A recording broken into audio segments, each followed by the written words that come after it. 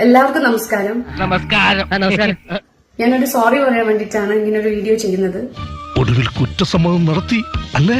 പക്ഷെ ഞാൻ ഒരു 10-200 ഇന്റർവ്യൂസ് മുമ്പേ ചെയ്തിട്ടുണ്ടെങ്കിലും അതിച്ചിരി കൂടുതലല്ലേ? ആദ്യമായിട്ടാണ് എന്റെ ജീവിതത്തിൽ ഇങ്ങനെ ഒരു അനുഭവം ഞാൻ ഫേസ് ചെയ്യുന്നത്. ആദ്യത്തേതും അവസാനത്തേതും. മാനസികമായി ഞാൻ വളരെയധികം തകർന്നുപോയി. സത്യം പറഞ്ഞ വിഷമം കൊണ്ട് ചത്താലോന്ന് വരെ തീരുമാനിച്ചതാ. അപ്പൊ ഞാൻ വളരെ മോശമായ രീതിയിലാണ് ഇന്ററാക്ട് ചെയ്തത്. ഞാനൊരു തെറ്റ് ചെയ്തു.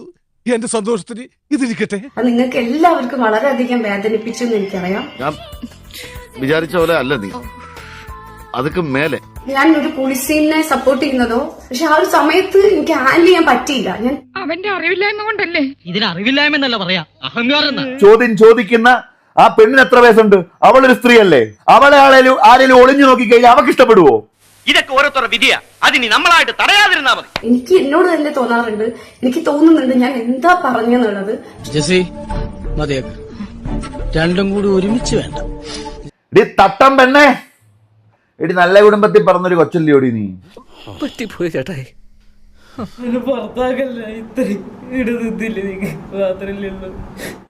അവ ഒരു പൊട്ടെ, അവൻ പൊട്ടന് വെളിവില്ലാതെ ഓരോന്ന് പറഞ്ഞതാ. ഇവ ഒരു മന്ദബുദ്ധി ചെറുക്കനാണ്. ഇവനെ എനിക്ക് നേരിട്ട് അറിയാവുന്നതാണ്. ഈ നാറി എനിക്ക് ചെറുപ്പം തൊട്ടേ അറിയാം. ഇവൻ ആളും ഉണ്ണയാണെങ്കിലും തന്തക്ക് പറക്കാത്തവനാ. ഇവ ഒരു മന്ദബുദ്ധി ചെറുക്കനാണ്. അവൻ അതിന് ചിന്തിക്കാനുള്ള ബോധമോ ബുദ്ധിയോ ഇല്ല. നിന്നെയൊക്കെ തീറ്റിപ്പോച്ച സമയത്ത് 3 ആനകൾ വാങ്ങിയിരുന്നെങ്കിൽ തൃശ്ശൂർ പൂരത്തിനോട് നിർത്തി കാശുണ്ടാക്കാമായിരുന്നു.